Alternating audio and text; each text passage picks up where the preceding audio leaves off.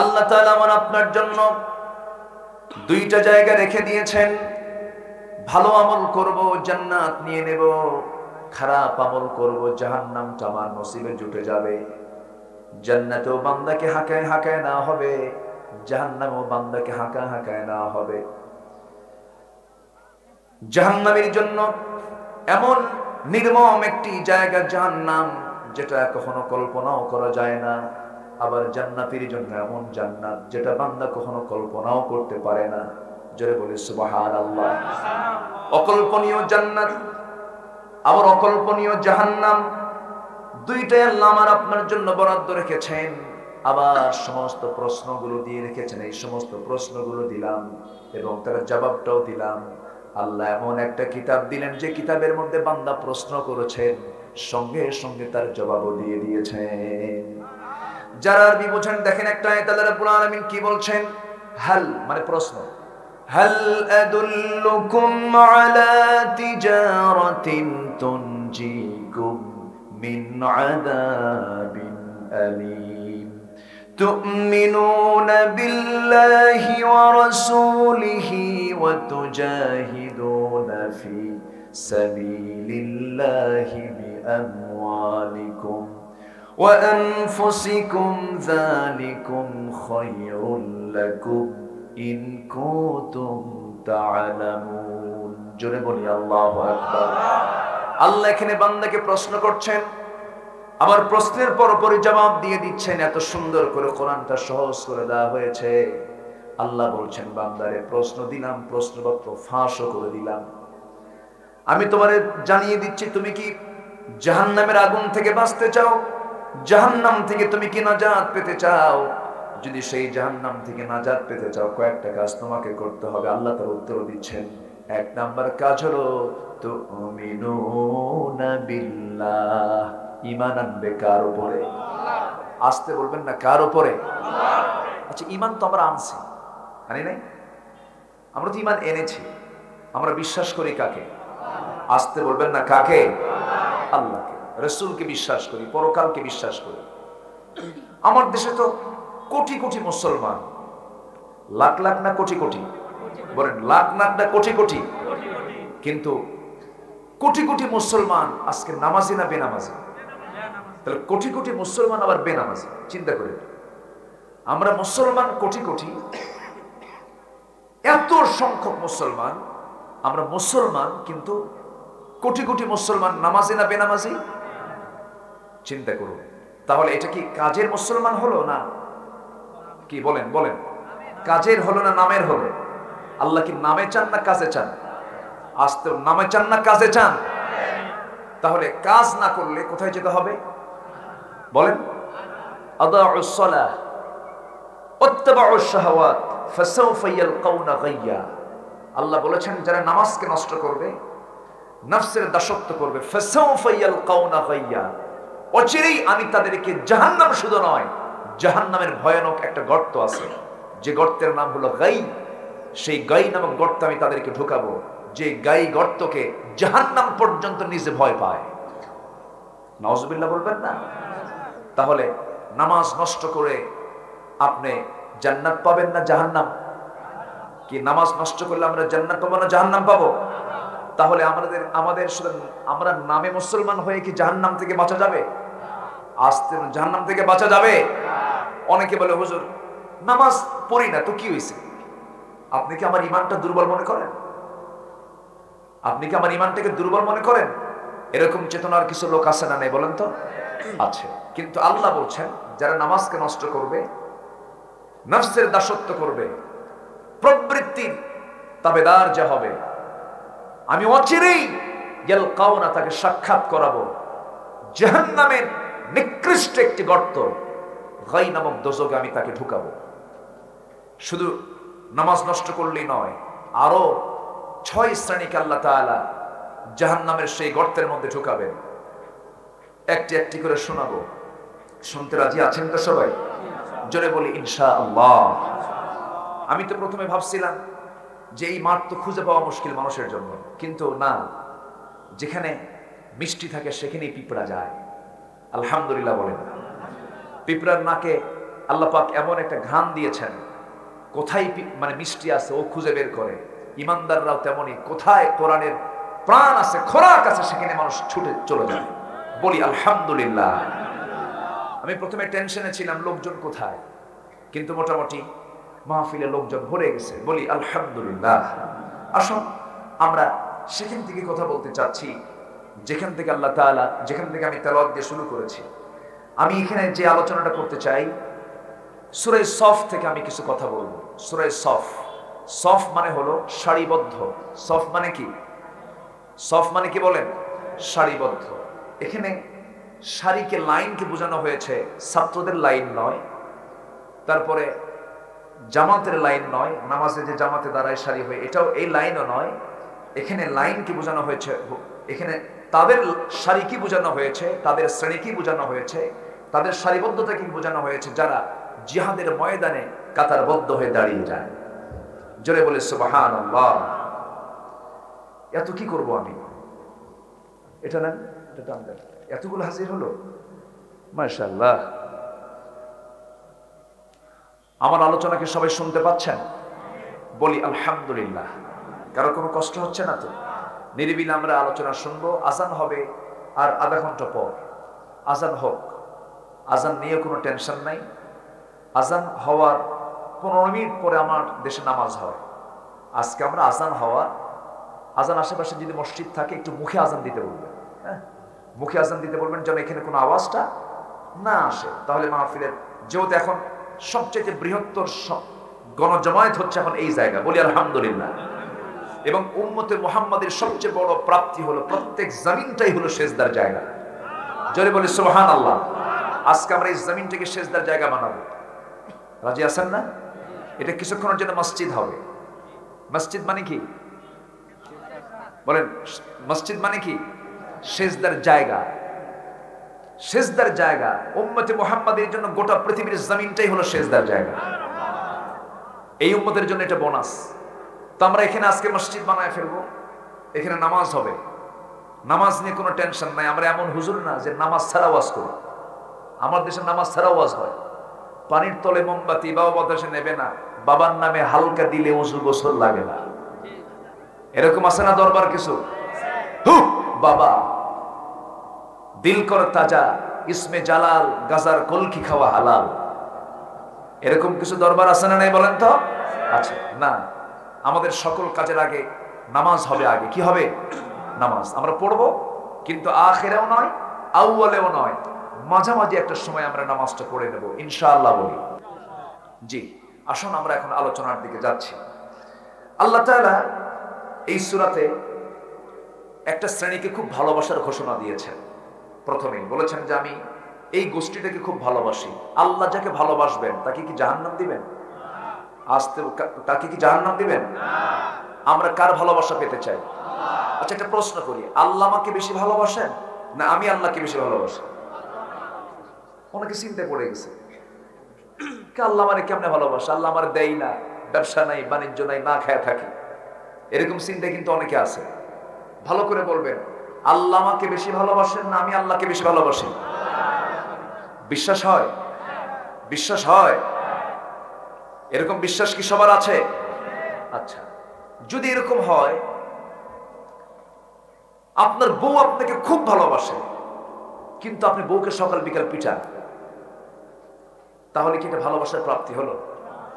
আপনার বউ আপনাকে খুব ভালোবাসে, জীবন দিয়ে ভালোবাসে, কিন্তু আপনি আপনার বউকে সকাল বিকাল তাকে পিটান, জুলুম করেন, অত্যাচার করেন, তাহলে কি আপনার বউ যে আপনাকে ভালোবাসলো এটার কি বিনিময় এটা হতে পারে? হতে পারে না। তা আল্লাহ আমাকে যদি বেশি ভালোবাসেন, আমার কি ভালোবাসার দরকার নাই? আসতে বলবেন না, আছে না নাই? ভালোবাসা মানে কি জমির আইল ঠেলা? আসতে কবেন না। ভালোবাসা মানে কি হিংসা করা? ভালোবাসা মানে কি অহংকার করা?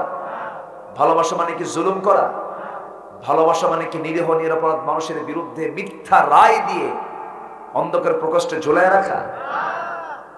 আমার কথা কি বুঝতেছেন সবাই?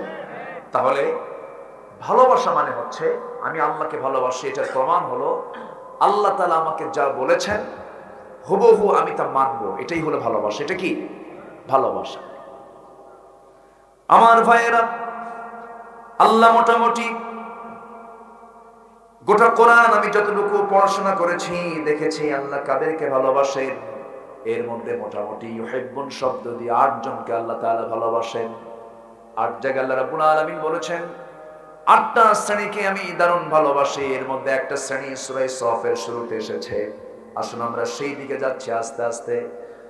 আল্লাহ রাব্বুল আলামিন বলেন সাব্বাহা লিল্লাহি মা ফিস সামাওয়াতি ওয়া মা ফিল আরদি ওয়া হুয়াল আজিজুল হাকীম। ইয়া আইয়ুহাল্লাযীনা আমানু লিমা তাকুলুনা মা লা তাফআলুন কাবুরা মাকতান ইনদাল্লাহ আন তাকুলু মা লা তাফআলুন ইন্নাল্লাহা ইউহিব্বুল্লাযীনা ইউকাতিলুনা ফি সাবিলিহি সাফফান কাআন্নাহুম বুনয়ানুম মারসুস। জোরে বলি আল্লাহু আকবার। আল্লাহ তাআলা প্রথম আয়াতে তার পরিচয়টা তুলে ধরেছেন। সকল পবিত্রতা ঘোষণা হবে কার জন্য? আসতে বলবেন না, কার জন্য? আসমান বানিয়েছেন কে? আসমান একটানা 7টা। আসমান একটানা 7টা। দেলোয়ার এখানে আসুন। চেয়ার ফাঁকা হয় কেন?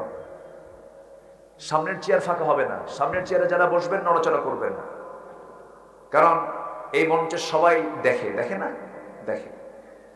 সামনে যারা থাকবেন নড়বেন না। আমার দেলোয়ার খুব ভালো, অলরাউন্ডার, আলহামদুলিল্লাহ বলেন। বেটে আছে, বলেও আছে, গজল, কেরাত, ওয়াজ সব দিক থেকে অলরাউন্ডার। আল্লাহ তুমি দেলোয়ারকে কবুল করো। জোরে বলি আমিন। খুব ভালো। আপনাদের খতিব উনি না, আপনাদের ইমামও তিনি, এই মাঠের তিনি ইমাম, যোগ্য ইমাম পেয়েছেন। আল্লাহ তুমি একটা ভালো বউ মিলাই দাও। এই আসতে কোন কেন? একটু জোরে বলি আমিন। একটু বউটা হয়ে গেলে একটু পরিপূর্ণ হয়ে গেল, তাই না? সম্মানিত ভাইয়েরা, সম্মানিত উপস্থিতি, আকাশ কি একটা না 7টা? কয়টা আকাশ বলেন? 7টা আকাশ। কে বানিয়েছেন? আসতে বলবেন না, কে বানিয়েছেন? আল্লাহ কি ছোট মনে হয় না বড় মনে হয়? আল্লাহ ছোট না বড়?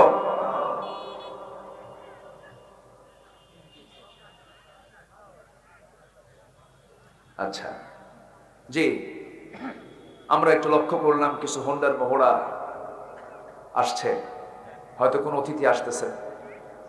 এখন আমার দিকে একটু তাকান, দেখা শেষ তো নাকি? জি, একটু অ্যাটেনশন হন, আমার দিকে তাকান। আমরা কোরআন নিয়ে বসেছি। আমরা কি নিয়ে বসেছি বলেন? কোরআন নিয়ে বসেছি। কোরআনের আলোচনা শুনতে গেলে সবচেয়ে বড় আদব বলা হতে হবে। কোরআন শুনতে যদি কেউ বেয়াদবি করে, পৃথিবীতে সবচেয়ে বড় বেয়াদব বলে ঘোষিত হবে কার কাছে? আল্লাহর কাছে। আমরা কোরআন নিয়ে বসেছি। কোরআনের সম্মান রক্ষা করা আমাদের ঈমানি দায়িত্ব। এবং কোরআনের আলোচনা যখন হয় সেই সময় কোনো কথা বলা হালাল না হারাম? আসতে হালাল না হারাম? কোরআন তেলাওয়াতের মাঝে যদি কেউ কথা বলে এটা তার জন্য জায়েজ নয়, একদম। এটা কোরআনে আল্লাহ তাআলা আয়াত আকারে নাযিল করেছেন। আল্লাহ তাআলা বলেছেন وَإِذَا قُرِئَ الْقُرْآنُ فَاسْتَمِعُوا لَهُ وَأَنصِتُوا لَعَلَّكُمْ তুরহামুন। জোরে বলুন আল্লাহু আকবার। তোমাদের সামনে যখন কোরআনের আলোচনা শুরু হয়ে যাবে, কোরআন তেলাওয়াত যখন শুরু হয়ে যাবে, সেই সময় তোমাদের দায়িত্ব হলো তোমরা 2টা কাজ করবে। চুপ থাকবে, মনোযোগ সহকারে শুনবে, সমস্ত রহমত তোমার উপরে নাজিল হয়ে যাবে। তাহলে কোরআন শুনতে এসে আমরা কয়টা কাজ করব? একটা হলো চুপ থাকবো, আরেকটা কি? শুনবো। এই 2টা হলো হুকুম। কার হুকুম? আল্লাহর হুকুম। আমার দিকে তাকান। অনেকে মাঠে এদিক সেদিক দাঁড়িয়ে আছেন।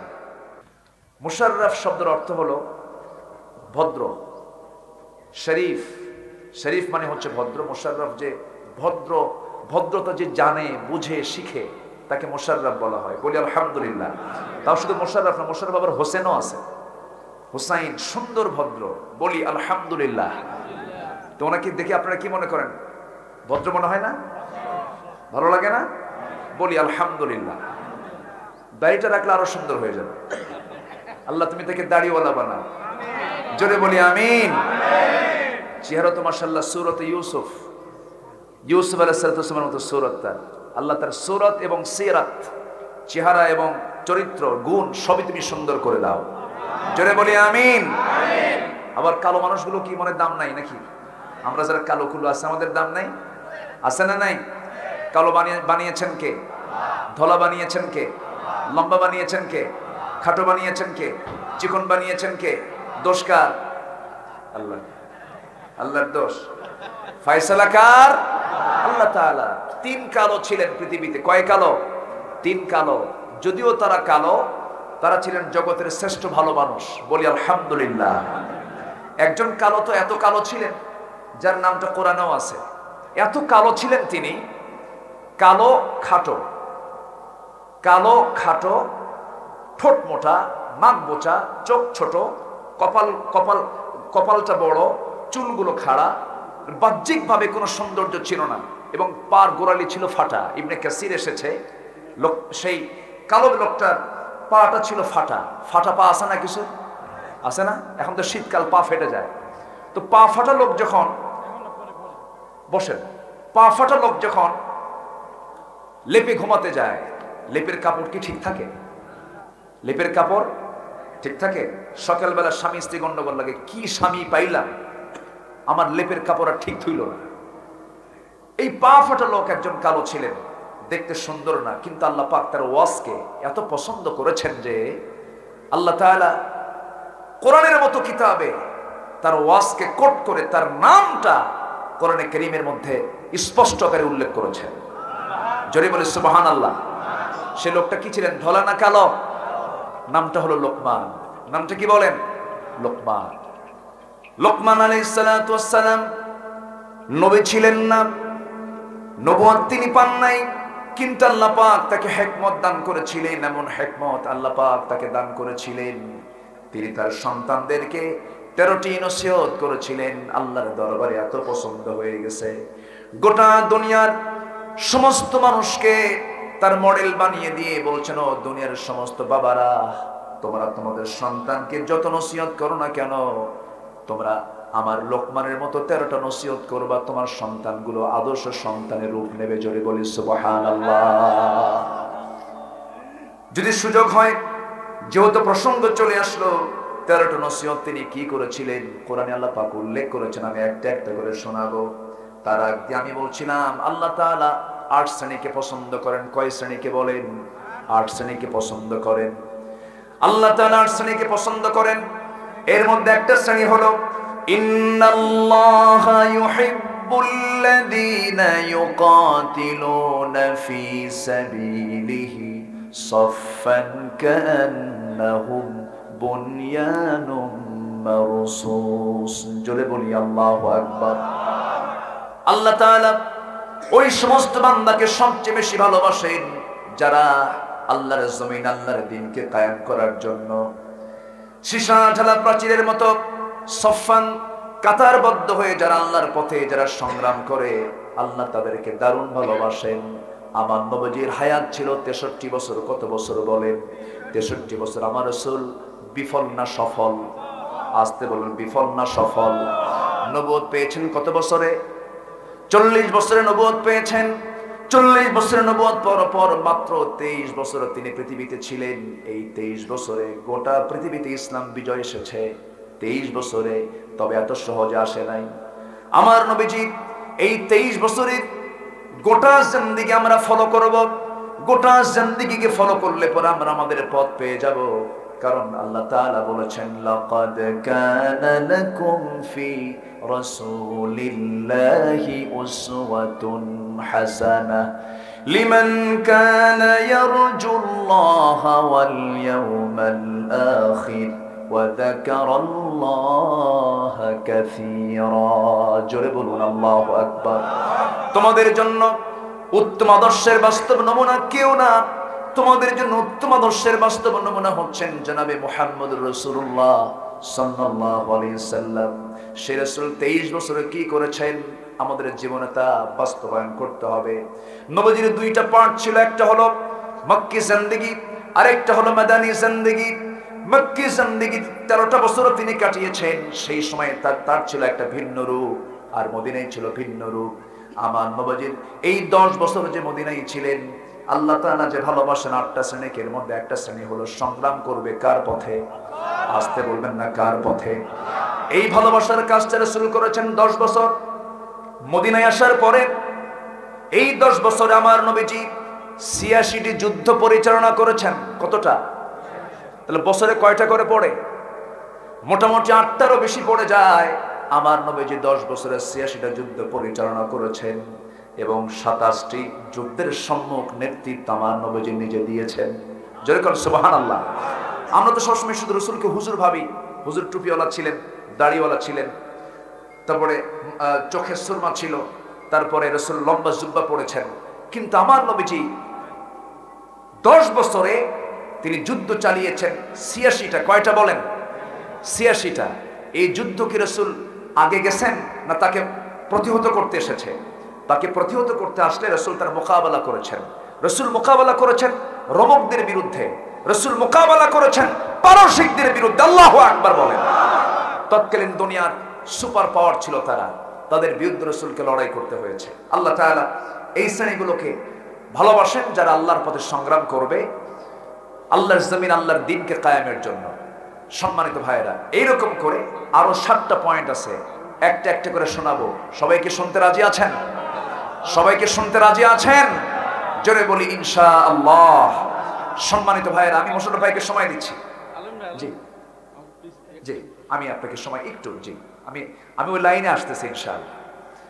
মোশাররফ ভাই ব্যস্ত মানুষ, এমপি মানুষ। সারা বাংলাদেশে সেন্ট্রাল কর্মসূচি আছে, আচ্ছা হাজার হাজার। আচ্ছা, উনি যাবেন। তো একটা কথা, সেটা হলো আমরা সবাই কি বলেন তো? মুসলমান। আমরা সবাই কি? মুসলমান। আমাদের পরিচয়, আমরা মুসলমান। আমাদের জীবন চলার পথ কি বলেন তো? ইসলাম। বলেন কি জীবন চলার পথ কি? ইসলাম। জীবনের সব জায়গায় চলতে গেলে আমরা কি মানবো? আমাদের সব কিছুর আগে আমাদের জীবন চলার জন্য আমাদের কি মানা দরকার? ইসলাম। বলেন কি? বলেন বলেন ইসলাম। আমাদের জীবন চলার পথ কি? জোরে বলেন তো। ইসলাম। আমাদের ধর্মের নাম কি? আমরা চলবো কি দিয়া? ইসলাম দিয়া। ইসলাম দিয়ে আমরা চলবো, ইসলামকে আমরা প্রাধান্য দিব। কিন্তু একটা জরিপ করেছি মোশাররফ ভাই, আমি গত কয়েকদিন হলে একটা চিন্তা করতেছি, গোটা পৃথিবীতে যত ধর্ম আছে, পৃথিবীতে অনেক ধর্ম আছে, এর মধ্যে জনসংখ্যার দিক থেকে ফার্স্ট সেটা হলো বৌদ্ধ, সেকেন্ড হলো খ্রিস্টান, থার্ড হলো মুসলিম জনসংখ্যার দিক থেকে, আর শ্রেষ্ঠত্বের দিক থেকে ইসলাম। এটা কে বলেছেন? আল্লাহ বলেছেন। কারণ প্রথম মানুষটাই আল্লাহ পাক পাঠিয়েছেন ইসলাম দিয়ে। জোরে বলি সুবহানাল্লাহ। আচ্ছা, এরপরে হলো ধরেন হিন্দু আছে, আরো ধর্ম আছে। কোন ধর্মে কাউকে মিথ্যা কথা বলতে বলে? মিথ্যা কথা বলতে বলে না। কাউকে ঠকাতে বলে না। তাহলে পৃথিবীর অধিকাংশ মানুষ যারা বিভিন্ন ধর্মের মানুষ হয়ে আছে, সবাই কি তাদের নিজের ধর্মকে প্রাধান্য দেয়? প্রাধান্য দেয়? প্রাধান্য যদি দিত, তাহলে আজকে আমাদের সমাজের চিত্রটা এমন থাকতো না। কেমন করে থাকতো না বলি আপনাকে। আমাদের সবার কাছে যদি ধর্মটাই শ্রেষ্ঠ হতো, আজকের চিত্রটা এটা হতো না। আমাদের সবচেয়ে বড় ধর্ম কি জানেন? আমাদের সবচেয়ে বড় ধর্ম হলো রাজনৈতিক দল। গোটা পৃথিবী জুড়ে, গোটা পৃথিবীতে আপনি দেখেন, বৌদ্ধ তার বৌদ্ধত্ব ছাড়বে, দল ছাড়বে না।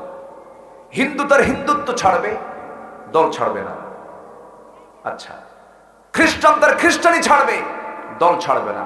মুসলমান তার ইসলাম ছাড়বে, দল ছাড়বে না। আসতে কোন কেন? জোরে কোন ঠিক কিনা?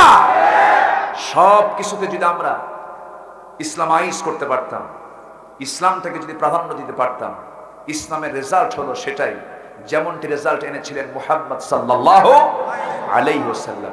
আল্লাহ রাস্তায় যারা সংগ্রাম করে, যারা জিহাদ করে, আল্লাহ তাদেরকে বড়ই ভালোবাসেন।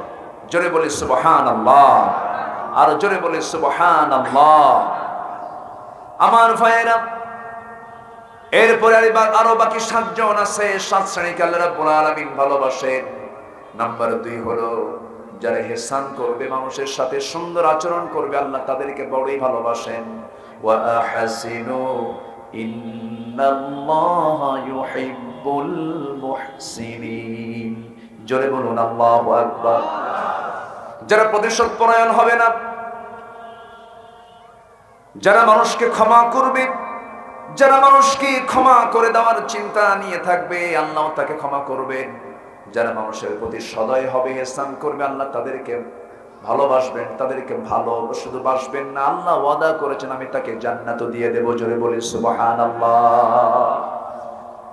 আমার বন্ধুগণ, নাম্বার 3 হলো যারা তওবা করবে।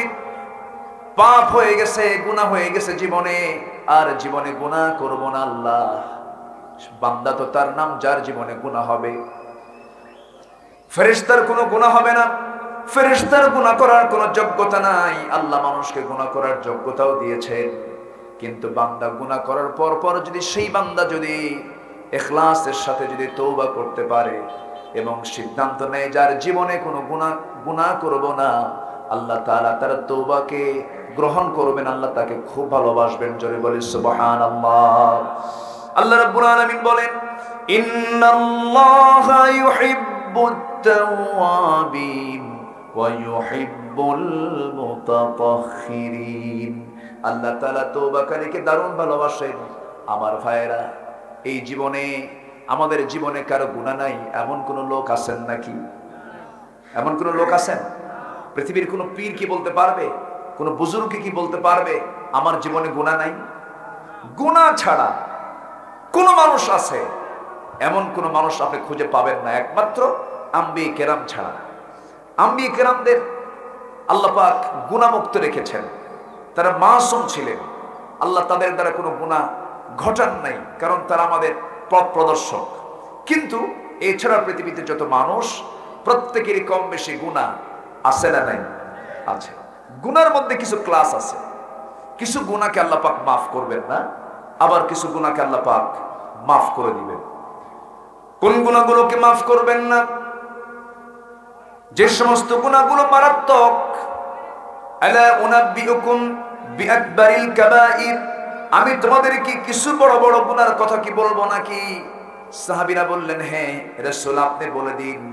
নাম্বার 1 তিনি বললেন আল ইশরাকু বিল্লাহ, আল্লাহর সঙ্গে শিরিক করা। নাম্বার 2 হলো উকুকুল ওয়ালিদাইন, পিতামাতার সঙ্গে খারাপ আচরণ করা।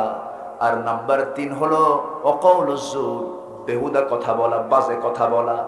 আমাদের জীবনে জিহ্বার দ্বারা গুনার পরিমাণ কম হয় না বেশি হয়? আসতে বলবেন, কম হয় না বেশি হয়? বেশি হয়ে যায়। চোখের দ্বারা গুনাহ কম হয় না বেশি হয়? বেশি হয়ে যায়। চোখের গুনাহ, জিহ্বার গুনাহ, কানের গুনাহ, অঙ্গের গুনাহগুলো যদি কোনো বান্দা নিজেকে নিয়ন্ত্রণ করতে পারে, আল্লাহ তাআলা তার রাসূলকে দিয়ে জানাচ্ছেন একটা দেহের রাজধানী হলো জিহ্বা।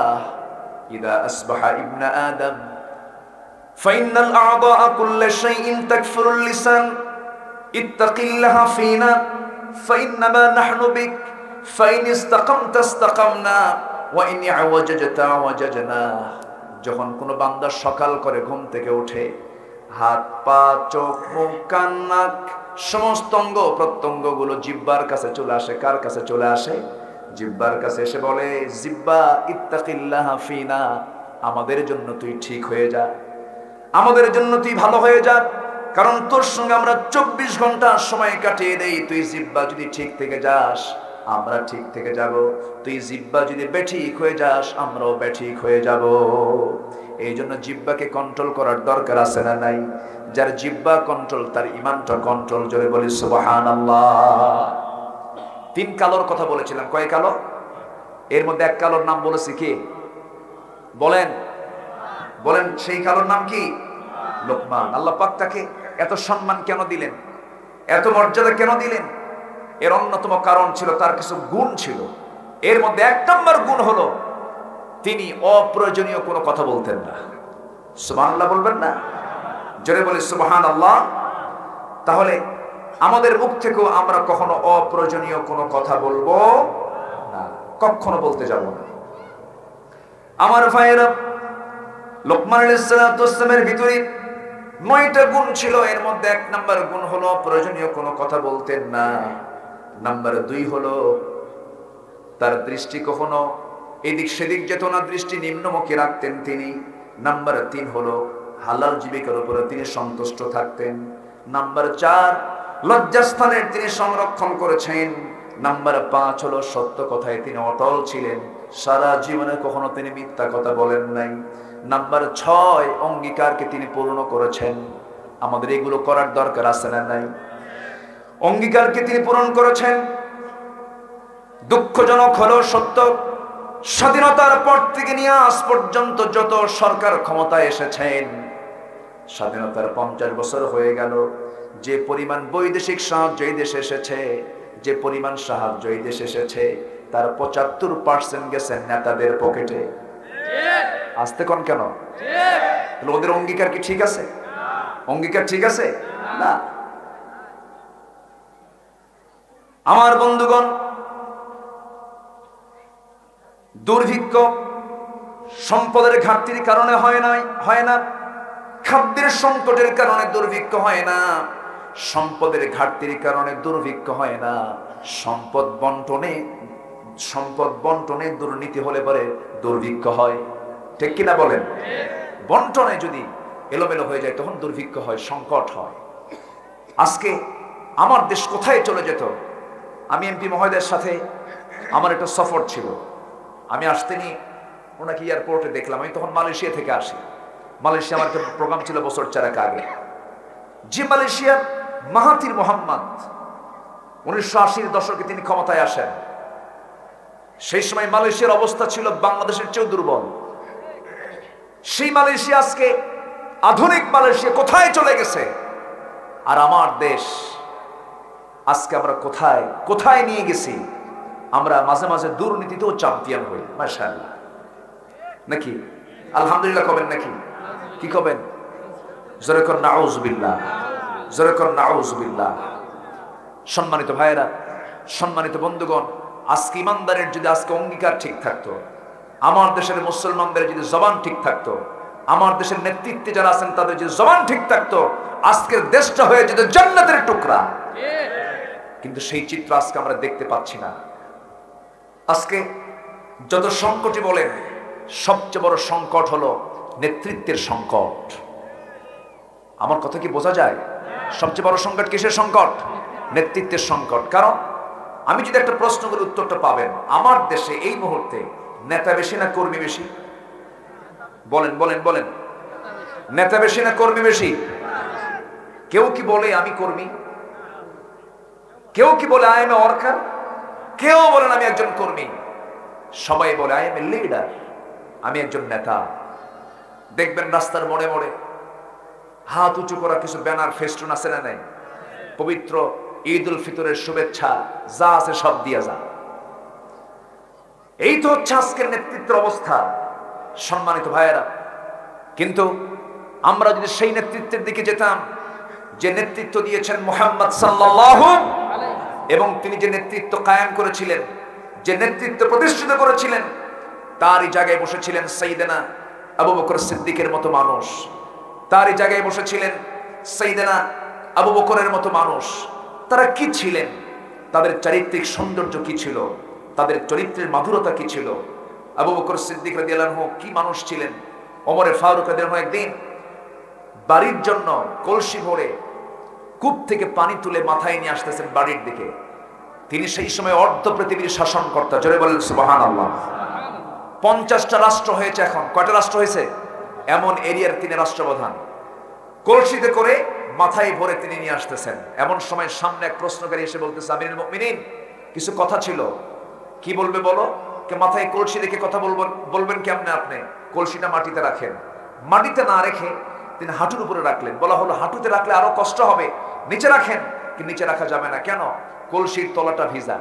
কলসির তলাটা কি? ভিজা। জমিনটা হলো শুকনা। এই জমিনে যদি আমি কলসি রাখি, কলসির তলায় এই জমিনের কিছু মাটি উঠে আসবে। এই জমিনের মালিক আমি না। আমি যখন এতটুকু বালুটা, এতটুকু মাটি নিয়ে আমি যখন বাড়িতে ফিরবো, এই জমিন ওলা কিয়ামতের দিন আমার বিরুদ্ধে মামলা দেবে। আল্লাহু আকবার বলবেন না? আরো জোরে বলি আল্লাহু আকবার। এইরকম একটা মানুষ যদি নেতৃত্বের আসনে থাকতো, যেদিন রাস্তা তৈরি হয়েছে 30 বছর আগে, যে রাস্তা পাকা হয়েছে সে রাস্তা নষ্ট হতো না, কিন্তু এই দিকে শুরু করে ওই দিকে শেষ হতেই এই দিকের চামড়া নাই। ঠিক কিনা কোন? সম্মানিত ভাইয়েরা, সাইয়েদনা ওমর ফারুক কি ছিলেন? আল্লাহু আকবার।